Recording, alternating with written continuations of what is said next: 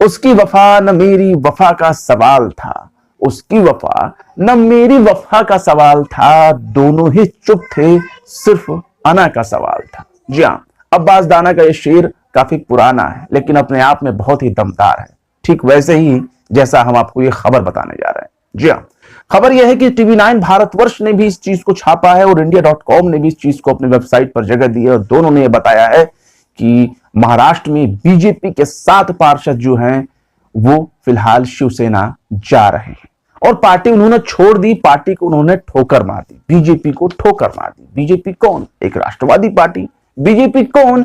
एक राष्ट्रभक्त पार्टी, एक दुनिया की सबसे बड़ी पार्टी कहने वाली होने का जो दावा करती है वो पार्टी भारतीय जनता पार्टी।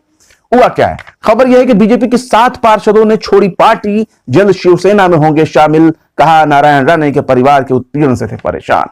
यह टीवी9 भारतवर्ष की खबर है। और ठीक उसी के दूसरी तरफ अगर आप देखें तो इंडिया.com ने इस खबर को अपने वेबसाइट पर पब्लिश किया और कहा है कि अमित शाह के महाराष्ट्र दौरे के 48 घंटे के बाद 7 बीजेपी पार्षदों ने पार्टी छोड़ी, राणे की फैमिली पर लगाए आरोप, तमाम तरह के आरोप लगाए। खबर क्या है फिलहाल आपको हम पढ़ के बता देते हैं कि खबर में आखिर हो क्या रहा है।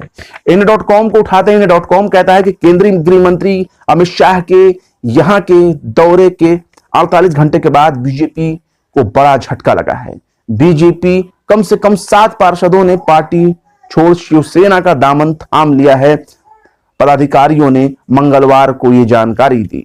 7 पार्षद वैभववाड़ी नगर पंचायत से हैं जो वर्तमान में भाजपा के सांसद नारायण राणे के समर्थकों के द्वारा शासित है, यानी सपोर्टर माने जा रहे थे बीजेपी के नारायण राणे के। और ये नारायण राणे हैं कौन? नारायण राणे का थोड़ा सा एक हिस्ट्री है। नारायण राणे पहले शिवसेना में थे, फिर कांग्रेस में और फिर भारतीय जनता पार्टी में जाकर राष्ट्रवादी हो गए। और जिस तरह के आरोप लगाए गए हैं बड़े गंभीर हैं, लेकिन आरोपों को खुल करके अभी सामने नहीं बताया जा रहा है कि आरोपों में है क्या।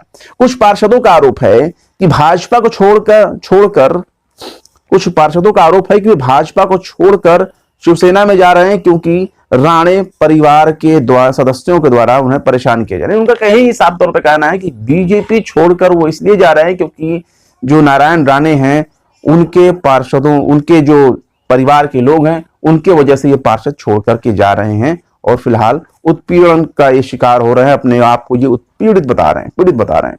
इन 7 पार्षदों के मुंबई में शीघ्र ही मुख्यमंत्री उद्धव ठाकरे की उपस्थिति में शिवसेना में शामिल होने की उम्मीद है। यानी कि एक तरह से देख सकते हैं कि शिवसेना की जो धाक है वो धाक अभी भी कायम है और शिवसेना की धमक जो है उद्धव की धमक है और शायद उसी चीजों का असर है। जिस तरह से सबने देखा कि किस तरह से कस्में हुए, वादे हुए और फिर उसके बाद वादा तलाफी हुई, आप इस बात का अंदाजा क्या लगा सकते थे कभी कि शिवसेना का महाराष्ट्र में मुख्यमंत्री बनेगा? लेकिन मुख्यमंत्री बना। शिवसेना यह कहती आ रही थी कि कमरे में जो है बंद बकायदा बातचीत हुई थी बीजेपी से और शिवसेना से कि इस बार जो है शिवसेना का मुख्यमंत्री बनेगा अगर एनडीए जीत कर आती है तो। लेकिन हुआ क्या? बीजेपी ने इंकार किया। बीजेपी ने कहा कि नहीं, हमने से ऐसी कोई बात नहीं हो। शिवसेना ने कहा कि नहीं हुई। वहीं अभी जब 48 कुछ दिन पहले ही जब महाराष्ट्र में गए थे केंद्रीय गृह मंत्री अमित शाह, तो उन्होंने जमकर निशाना साधा था शिवसेना के ऊपर। कहा था कि देखिए हमने तो जो है बिहार में क्या हुआ, बिहार में हमारी सहयोगी पार्टी जो जेडीयू थी उसकी कम सीटें आई, फिर भी हमने कहा कि नहीं भाई, हमने वादा किया है तो वादे के मुताबिक आप ही को मुख्यमंत्री बनना होगा। क्यों? क्योंकि बीजेपी अपने वादे को पूरा करती है, बीजेपी वादा खिलाफी नहीं करती। इसका साफ तौर पे ये इशारा था कि चूंकि उन्होंने वादा ऐसा नहीं किया। उन्होंने अपने बयान में ये भी कहा था कि भाई हमारे ऊपर आरोप लगाया जाता है कि बंद दरवाजे के समक्ष में जो है बातचीत की गई थी कि मुख्यमंत्री शिवसेना का बनेगा, लेकिन शिवसेना ने जो है ऐसा सब झूठी बातें फैलाई थी। ऐसा क्यों? उन्होंने ये भी कहा था अपनी रैली में ही कि मैं जो करता हूं ताल ठोक कर करता हूं, दरवाजे के पीछे नहीं करता, खुल्लम खुल्ला करता हूं। उनका खुलेआम कहने का ये मकसद था कि नहीं, चोरी छुपे कोई काम नहीं करते, जो भी करते हैं सरेआम करते हैं और उन्हें जो है इसके लिए कोई झिझक नहीं होता और वो बड़े ही साफ तौर पर अपना काम करते हैं। तो आखिर ऐसी क्या वजह होगी? नारायण राणे और उनके परिवार की तरफ से उनकी दबंगई ऐसी क्या चीज है कि जिसकी वजह 7 पार्षद जो है बिदक कर इस वक्त शिवसेना में चले गए?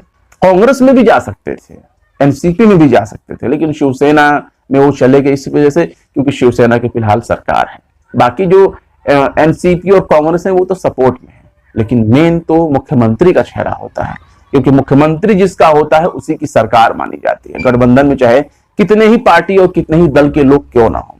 तो एक बड़ा सवाल है कि आखिर इस तरह से अंतःकलह क्यों हो रहा है। और ऐसा नहीं है कि बीजेपी को छोड़कर जाने वाले ये कोई नए व्यक्ति हैं, इससे पहले भी बहुत से हिस्ट्री हमने देख चुके हैं। और एक बात और सोचिएगा कि ये राजनीति का एक वसूल हो चुका है फिलहाल आज के दौर में, कि जिसके वजह से आप खुद खड़े होते हैं, पहले हम उन्हीं की जड़ों को काटना शुरू करते हैं। जरा सोचिए, लाल कृष्ण आडवाणी कौन थे, यशवंत सिन्हा कौन थे, यशवंत सिंह कौन थे, और आप शत्रुघ्न सिन्हा को कैसे भूल सकते हैं। अगर कोई मुखर आवाज उठता है या अपनी बात कहने की कोशिश करता है, अपनी बात पहुंचाने की कोशिश करता है, खुलकर के बात कहने में यकीन रखता है, तो उसकी जड़ें काटनी शुरू हो जाती हैं। आखिर ऐसा क्यों? कीर्ति आजाद को तो आप जानते हैं, उनके साथ क्या हुआ, ये सब आप बिल्कुल गौर करिए और मत भूलिए ये सब राजनीति का एक हिस्सा होता है। वो वसूल, वो तमाम तरह के जो दावे होते थे, वो सब पुरानी चीजें हो गई। फिलहाल आज की यही बड़ी खबर है फिलहाल की जो है बीजेपी के 7 पार्षद काउंसलर जो है वो पार्टी को छोड़ गए, और छोड़कर कहां चले गए? शिवसेना के दामन में जा रहे हैं, और मुख्यमंत्री उद्धव ठाकरे से उनकी जो है मुलाकात होगी। फिलहाल आप इस वीडियो के बारे में क्या सोचते हैं कमेंट बॉक्स में जरूर बताएं। वीडियो पसंद आए तो लाइक करें, शेयर करें, और विभाग निष्पक्ष पत्रकारिता को सपोर्ट करने के लिए आप हमारे यूट्यूब चैनल टाइम्स मेल को जरूर से जरूर सब्सक्राइब करें, और हाँ, बेल आइकन का घंटी वाला बटन जरूर दबा दें ताकि आपको हमारे लेटेस्ट वीडियो की नोटिफिकेशन फौरन मिल जाए। फिर मिलते हैं किसी और वीडियो में एक नई खबर के साथ। जय हिंद।